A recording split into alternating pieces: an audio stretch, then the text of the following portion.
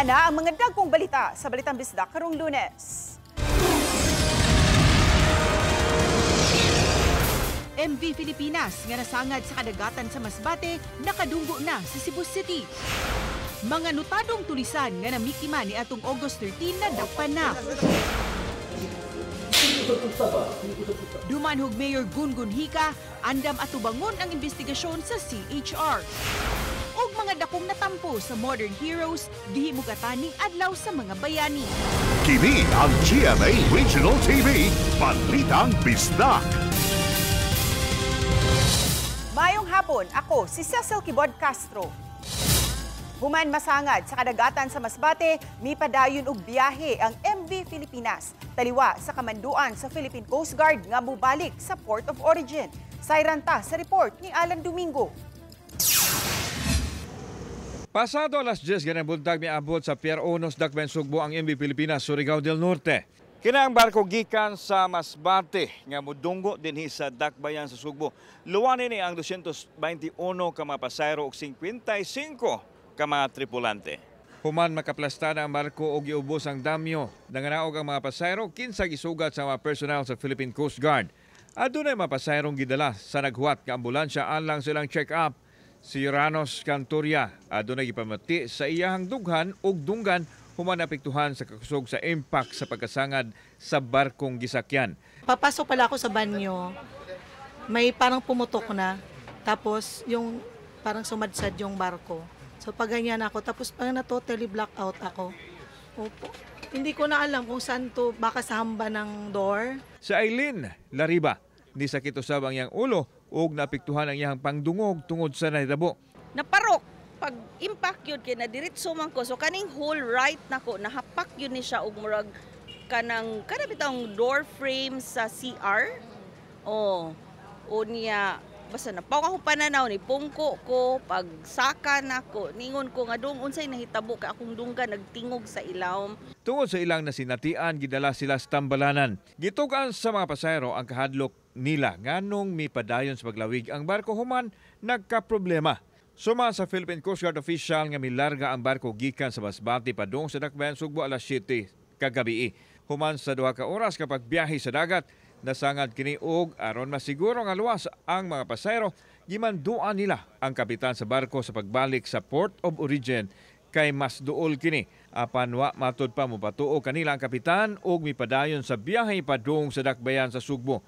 Aron masigurong luwas, gipasundan sa PCG sila mga personnel ang barko.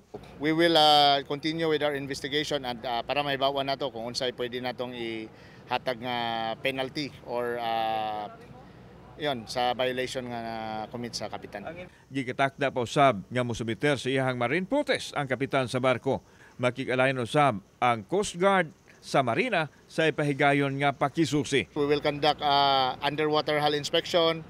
I-check na nato, mag-inquiry na ta sa mga crew kung unsa ginahitabo, and then in a while murag karong hapon ang Marina sad magkandak pod sila inspection nila. Samtang ipadayag ni Chase Cocalyong, ang Vice President for Operations sa shipping line, nga nagkaproblema lang og gamay ang barko human milikay sa mga manadagat nga anaa sa ruta sa barko apan wa ra makamugna og danyos base sa paghiling sa kapitan ug sa mga tripulante. Mas luwas ra kuno kung ipadayon ang ilahang biyahe kaysa mobalik sa Masbate. Di sa mibuang ba nga magpadayon mis biyahe na mo nga nagunit niya ng mga kinabuhi sa mga tao o ang among asset nga among barko nga worth pila ka hundreds of millions nga mo risgo, di ba?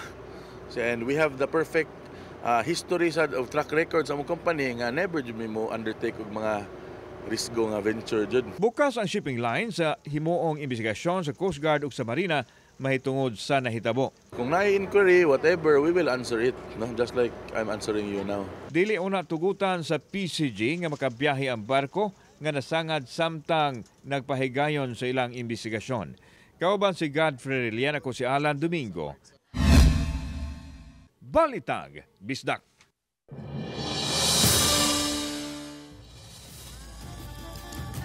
Mag-uyuan nga gipasangin lang mga tulisan nga responsable sa sunod-sunod nga pagpanuli sa tulo ka mga lugar dinhi sa probinsya sa Sugbo na dakpan sa Talisay City. Fem, kining mga dinakpan. Aduna na ba kining mga previous record sa pagpanulis?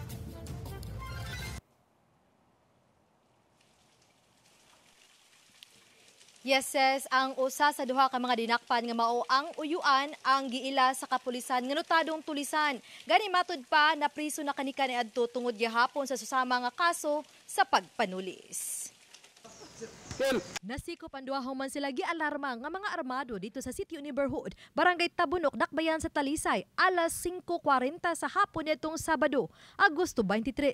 Tungod sa pagpakabana og daling napahibaw sa komunidad ang mga pulis, paspas ang pagresponde sa kapulisan ug wala na makaipsot pa ang uyuan ug ang pag-umangkon nga mga tulisan.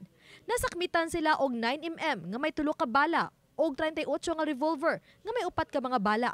Pinangita ang duha sa kapulisan sa lungsod sa Milanilla ug sa Talisay City. Human masuta nga sila ang responsable sa pagpanuli sa lungsod sa Milanilla, Dakbayan sa Talisay ug Mandawi City, sudlang sa usa ka adlaw niadtong Agosto 13. Giilang dinakpan nga sila si alias Tuper, 36 anyos, habal-habal driver ug bag-o lang matud pa nakagawas sa prisuhan tungod gihapon sa kaso sa pagpanulis. Kaubang nasikop niini si alias Mark, 25 anyos, construction worker. Ang duha parehong taga-barangay Linaw sa Dakbayan sa Talisay. Niadtong Agosto 13, gitulis sa mga sospek ang duha ka lending collector og parcel rider sa barangay Pakigni. Di nakuha ang 30,000 pesos nga salapi og mga cellphone. Pasado alas 12 niadtong Agosto 13.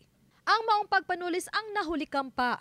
Human niini milahos ang duha sa barangay San Isidro sa Talisay City. Din gitulis nila ang usa ka truck driver sa beer company ug laing driver sa oil truck. Di nakuhaan sila og 84,000 pesos. Gitulis usabang usa ka rider apan napusilan human misukol. Luwas na hinuon kini. The PNP right now is innovating, especially with the 911, with the birth of the 911. We want them to be familiarized na lang siguro with the proper reporting through 911.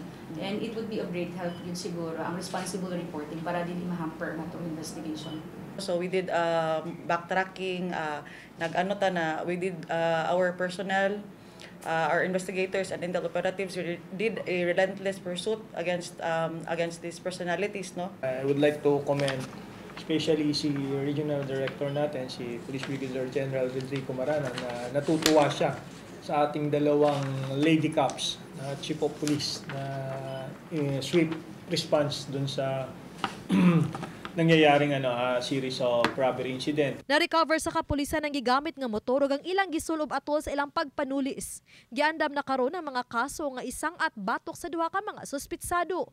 Mapasalamaton si Mayor Samsam Gulyas nga wala pakyasa sa hepe sa Talisay City Police ang pagsalig og suporta nga gihatag sa lokal nga kagamhanan ngadto sa kapulisan sa Dakbayan. Alipay lang ko sa, of course, kanang we invest heavily sa tuwang kapulisan kung unsay mga logistics na nilang kailangan at yung gisuportahan. First of all, magpasalamat lang sa Diyod ko sa kadagkuan sa kapulisan sa province o sa region na gipun-an nila nga mo ang tropa.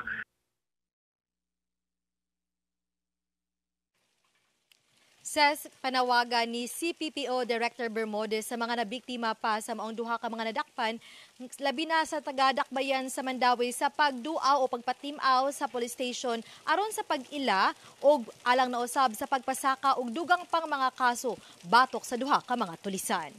Says, daghang salamat, Femari Dumabok. Manag live-in partner nga gilambigit sa giingong online sexual abuse ug exploitation sa mga bata nakatilaw sa mga kamot sa mayor sa lungsod sa Dumanhog. Ang insidente nakuhaan og video. Si Alan Domingo sa report. Sa social media post ni Dumanhog Mayor Gongon Hika udto niadtong Agosto 19 mibisita sa Panimay niini kining manag partner nga naa sa video. Nagpatabang unta sila nga limpyohan ang ilang pangan. Giangkon sa mayor nga kadugo niya ang lalaki apan sa wa pa kini mahitabo sa miaging Lunes, Agosto 18, mimando si Mayor Hika nga si kupon ang duha. Subay kini sa pasangil nga dunay 12 anyos nga batang babae nga binanghop sa municipal social worker nga gigamit kuno siya sa live-in partner sa online pornography sulod sa usa na katuig. Giangkon sa babae ang ilang gihimo sa bata tungod niini wa nakapugni sa mayor ang iyang kaugalingon. Gawa sa bata, maghubo sab siya tubangan sa kamera bugti sa 5 ngadto sa 20,000 pesos matag sesyon gikan sa langyaw nga kliyente. Taliwa siyang pagsukit-sukit giangkon sa lalaki sa mayor nga may gihimo siyang malaw-ay sa bata. Wa matubag og sakto sa lalaki ang pangutana sa mayor kung pipila na ka higayon nga nahikap og nahilabtan ang bata. Tungod nini, naglagot ang mayor. Ang kadua din. Kadua. Pagod din kadua yun. Pagod din. Kadua din niya. Parang yun din po ang kadua yun. Singko sa pusa. Tarong ba? Human masikop og matanggong ang duha. Adunay duha pa ka mga batang biktima nga milangop sa Municipal Social Welfare and Development Office.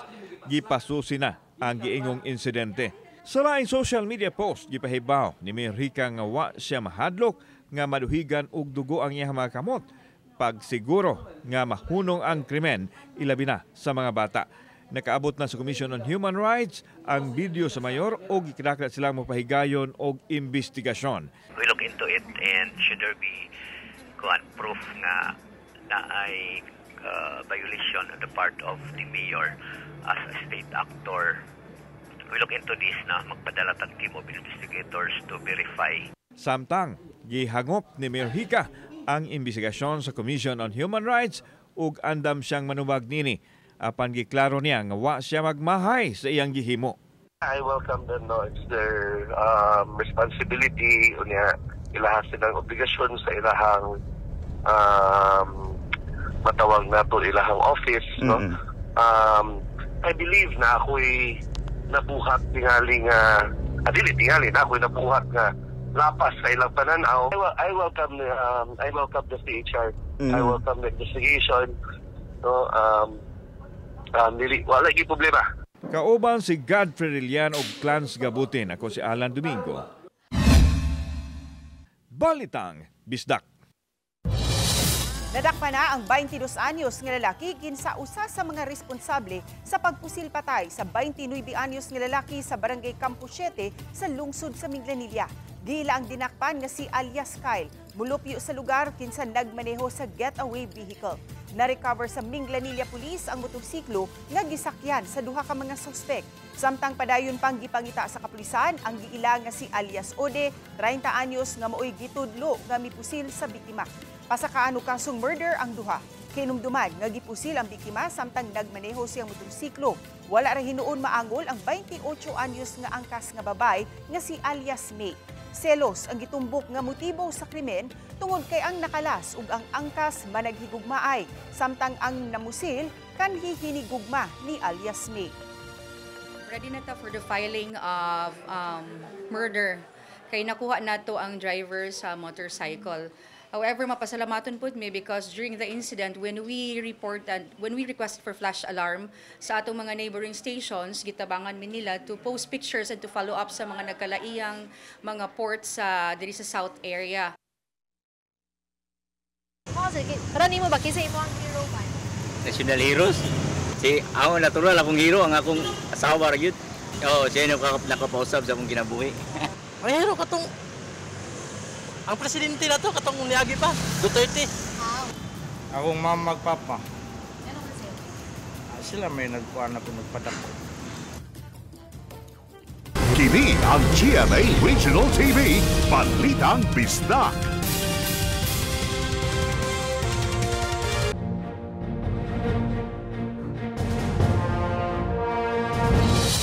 Gihandom sa dakbayan sa Subo ang adlaw alang sa mga bayani nga miula sa ilang dugo ug mibuhis sa ilang kinabuhi aron lang maangkon ang atong kagawasan. Si Femery Dumabok sa report. Gipay ng paghalad og buwak sa monumento sa nasudnong bayani nga si Dr. Jose Rizal. Gitambungan kini sa mga kawani ug mga opisyal sa kagamhanan sa dakbayan sa Subo. Gihimugatan sa mayor sa dakbayan sa Subo nga gisaulog dili lang ang mga nahimo sa mga nangamatay nga bayani. Apan lakip na usab ang natampo sa mga modern day heroes.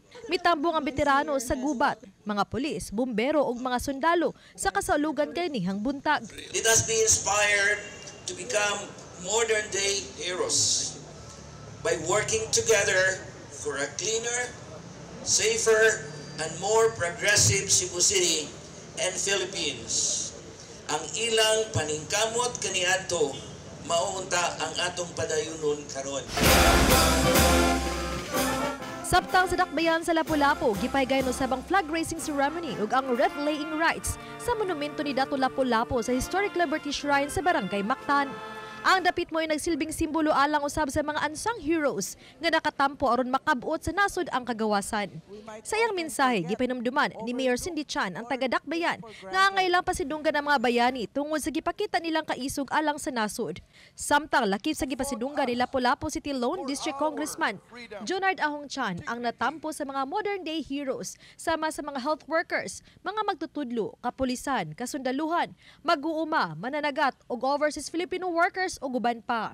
Lakip sa mga modern day heroes ang mga community volunteers ug bisan gani ang mga yanong lungsuranon nga nakatampo alang sa kaayuhan sa dakbayan ug sa nasod sa kinatibuk-an. Uban ni Clans Gabutin og Godfrey Relien, Femari Dumabok. Balitang Bisdak. Tulo ang patay human magkabangga ang duha ka mga motorsiklo sa National Highway sa Barangay Malabuhan sa Shaton, Negros Oriental. Naglangkob sa maestro, 27 anyos nga rider ug ang iyang angkas ang namatay. Sa investigasyon, nagsubay ang maestro sa National Highway sa Barangay Malabuhan paingon sa Shaton proper. Samtang ang 27 anyos nga rider nagpadagan subay sa National Highway gikan sa Shaton proper paingon sa Zamboanguita. Apan kalit nga mi-overtake ang 27 anyos nga rider sa gisundan nga sakyanan ug nabanggaan ang motor nga gimaneho sa maestro. Base sa investigasyon, parehong kusog ang pagpadagan sa nagbanggang mga motorsiklo. Padayon pa ang investigasyon sa maong insidente.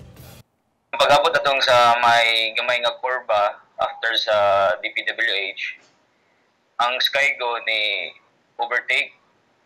Sa pag-overtake niya, nilapas siya sa lane, tapos nipunta siya sa lane sa sniper. Muna to siya nga nagkadasmaganan sila. Mas taas ang aumento sa produktong petrolyo itandi sa pagpangagpas nga gipahibaw sa Department of Energy Oil Industry Management Bureau. Karong adlaw, gipahibaw sa mga oil retailers nga 70 sentimos ang aumento sa gasolina matag litro, 50 ug 30 sentimos usab ang aumento sa diesel ug kerosene matag litro. Kini na ang ikaduhang semana sa sunod-sunod nga aumento sa pipila ka mga produktong petrolyo. Sugod nga mupatuman ang ubang oil retailers alas 6 ugma sa buntag Martes, samtang ang uban usab mupa-aumento alas 4:01 sa hapon ug adlaw. Kini ang GMA Regional TV, Balitang Bisdak.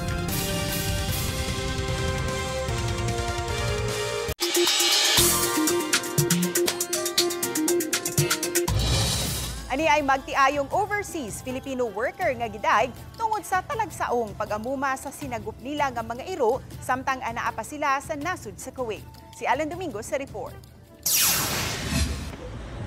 Sa pagpauli nilang Donabel ug Jeff, may kauban silang 12 ka mga iro. Matod ni Donabel, gipasagdan lang sa gawas ilang opisina sa Kuwait ang mga iro samtang mga ito'y pakini. Dihang nagkadaghan, nagpahimo sila og shelter. Apan higpit ang lagda sa Kuwait o gipasidan-an sila nga gubo na ang gihimo nilang Pinoy-anan sa mga iro. Kung wa kunoy musagop sa mga iro, buhian sila sa disyerto. When I look at them, I was thinking saman ako na lang tamong ikuan, i-let go, balik mo sa disyerto. I cannot let them go. Tungod kay kabahin na sa ilang pamilya ang mga iro, ila kining gisagop uban sa tabang sa ubang mga taong nagpakabana.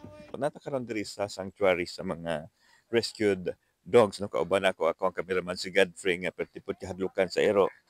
So amot lang kay kasi kung sa ato apan diri Aspin, pero dito sa Kuwait mapugod ko ni Aspin nila dito, no? Nya perti mang dagkua in taon ning ilang Aspin dito. So 12 na kabuok. Amot lang. Ma'am, sure na ma'am? Ha? Yeah, they're friendly. Di na ba sila sabot og Bisaya? Silang pagpauli sa lungsod sa Sibunga, nagpatukod sila og dog sanctuary. Maana mo guni sila. It's just a normal dog, but you know, for us they are not. They are our family. So, you know, when you're a family, you cannot leave anyone behind. May nahabilin pa sa Kuwait nga 11 ka mga iro. Plano nilang dad-on usab nila kini sa lungsod sa Sibunga aron ikauban sa bag-o nilang Pinoy-anan. You don't need to be an animal lover, a dog lover. It's humanity, manggod. It's humanity. And And you know, if you see someone who's in need, whether it's a dog or a person or anyone who's in need of your help, it's because, you know, how do you call it, it's not about dogs only, it's you as a person, it's humanity. If there is really an opportunity for us to extend a help or adopt a rescue dog in any case scenario na pwede na to that we can help, grab the opportunity. Kauban si Godfrey Relian, ako si Alan Domingo. Balitang Bisdak.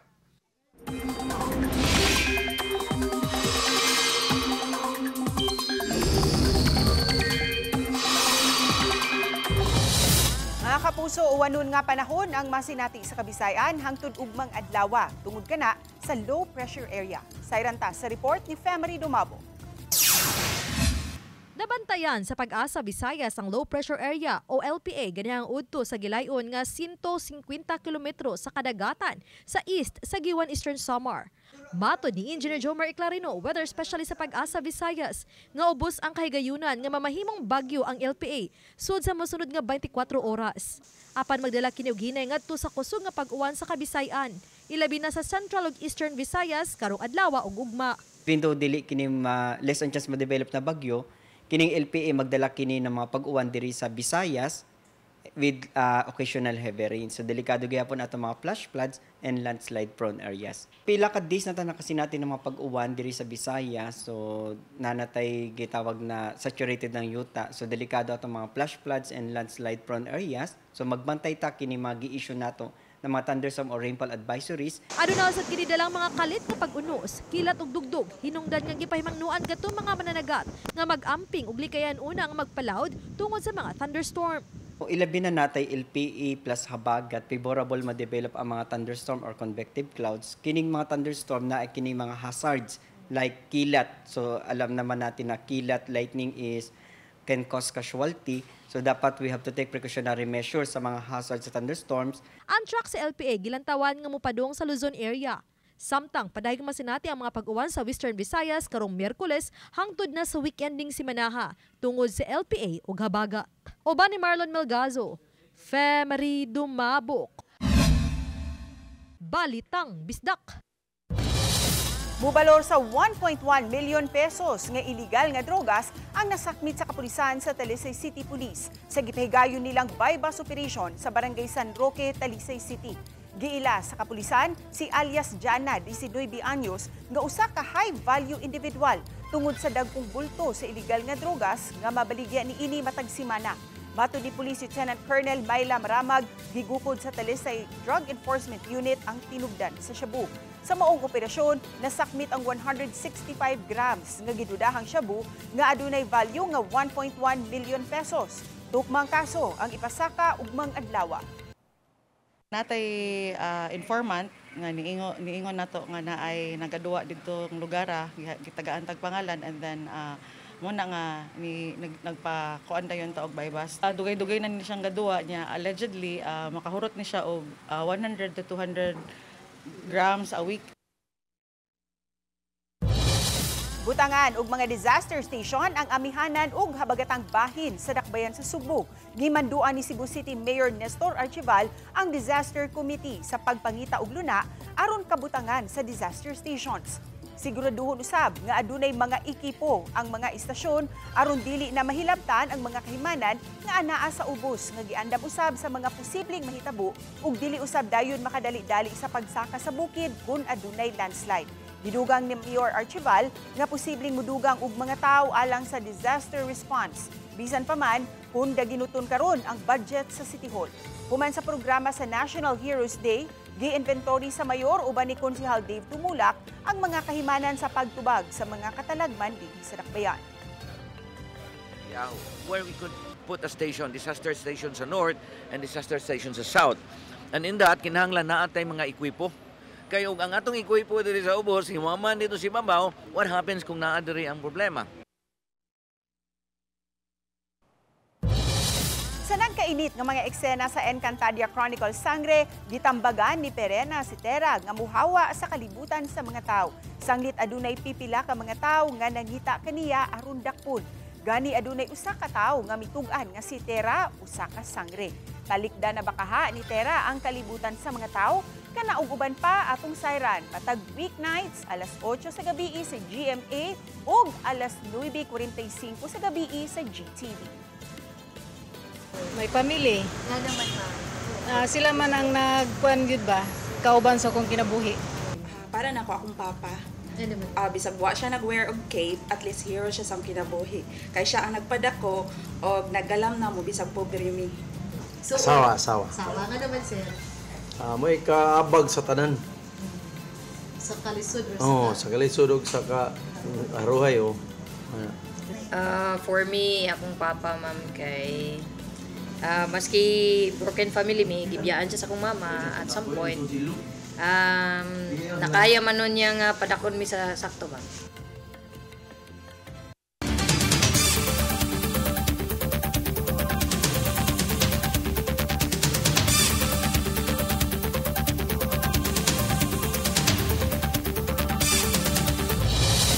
Samtang makita ninyo kining mong episode sa official website sa GMA Regional TV, www.gmaregionaltv.com.